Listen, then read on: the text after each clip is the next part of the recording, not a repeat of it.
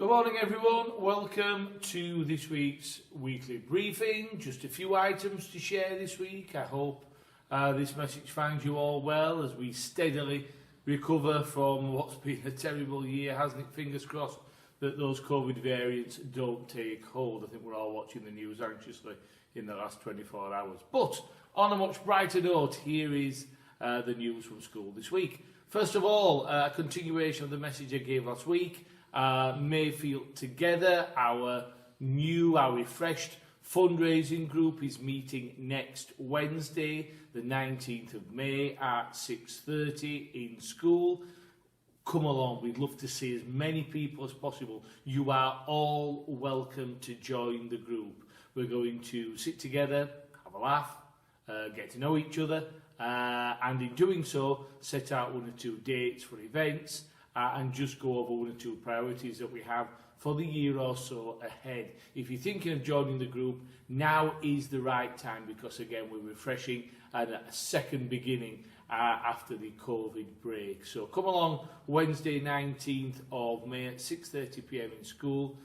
Sit down, meet like-minded people, staff, parents, and we'll talk about events to come, the fundraising that we want to do, the targets that we want to set, and we look forward to seeing you then. If you're thinking all about coming, come along, make the positive choice. We would love to see you. Item number 2 relates to our arrival tickets. So the morning, our prefect punctuality arrival tickets. Many of you will now have seen the prefects on early morning duty with their blue hoodies in the playground, giving out their raffle tickets and putting the children's name and class on there. That draw is made each Friday, and I want to tell you now a little bit more about the draw itself. What we've decided to do is to go for a bigger prize for these kinds of draws, that we're not just going to have a certificate or a small prize. We've been able to secure a local sponsor, and that local sponsor has pledged a good deal of money towards a particular prize or campaign or initiative. And that sponsor is very keen to push attendance and punctuality, which is very much in line with part of our intention. And as a result, we thought, let's just not waste that on small things. Let's have a significant prize. So we've decided that once a term there will be a grand draw. And the winner from that grand draw will have a choice of a brand new bike, which we will help to personalise for the person that wins it. So it won't be a bike that's too big or too small for the winner.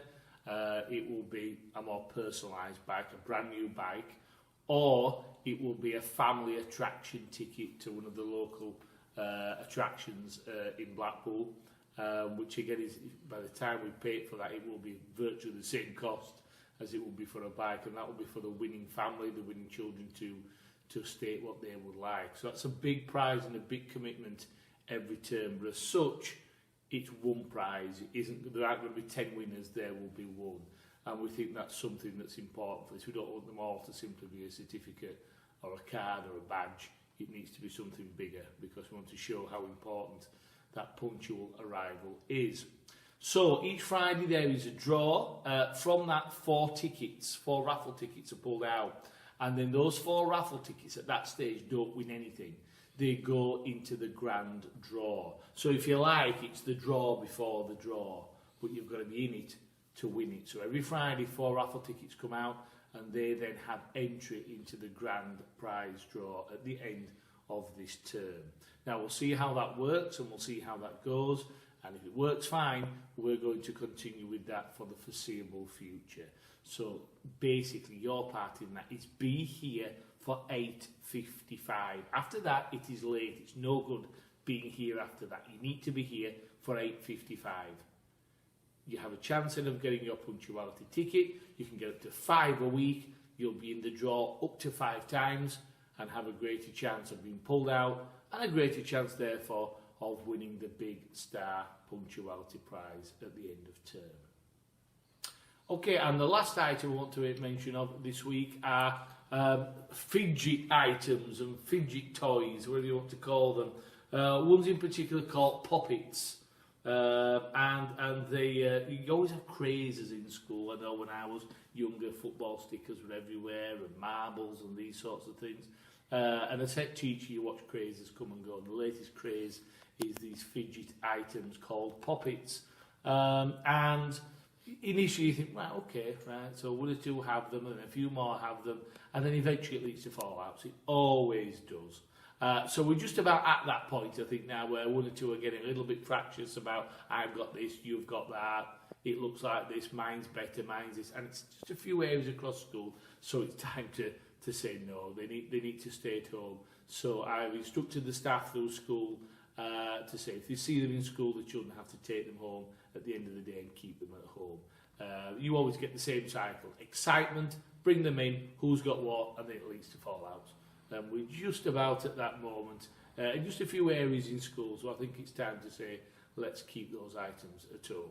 What I do want to say, though, is one important point, is that these items have come about through areas of specific need for specific children right across the country.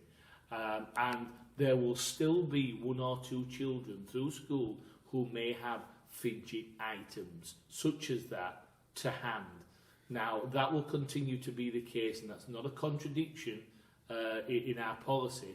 It's because external agencies, external professionals that work with school have recommended them to specific individual children, and they will continue because it's part of their support, part of their need. What we can't do, what we can't do is allow them to come into school because a parent says, my child needs one. That is not a reason.